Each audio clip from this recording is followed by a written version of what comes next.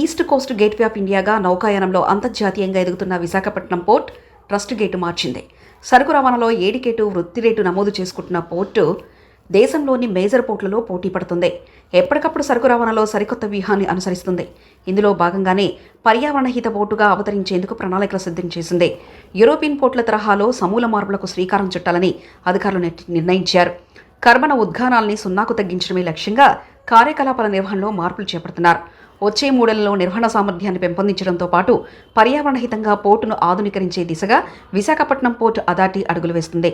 సామర్థ్యాన్ని మరింత పెంచుకునేలా మౌలిక వసతుల కల్పనతో పాటు జట్టిల విస్తరణ, కంటైనర్ టెర్మినల్ విస్తరణ, రవాణా, అనుసంధాన ప్రాజెక్టులపై ప్రధాన దృష్టి సారించింది. ఫ్రీ ట్రేడ్వేర్ హౌసింగ్ జోన్ ఏర్పాటు చేస్తుంది. ఇవన్నీ ఒక్కొత్తైతే గ్రీన్ పోర్టుకు అవసరమైన రోడ్డు మ్యాప్ను సిద్ధం చేసుకున్నారు. యూరోపియన్ పోర్టుల మాదిరిగా అభివృద్ధి చేసేందుకు చర్యలు చేపడుతున్నారు. ప్రపంచంలో అతిపెద్ద పోర్టుగా పేరుగాంచిన రోటర్ డ్యాంతో పాటు ఆండ్వేర్ప్, హంబర్గ్, ఆమ్స్టర్ డ్యామ్ పోర్టుల్లో అమలు చేస్తున్న విధానాన్ని మోడల్గా తీసుకుంటున్నారు. గ్రీన్ పోర్టుగా ఆధునీకరించేందుకు పోర్టు అధికారులు ప్రణాళికలు సిద్ధం చేశారు.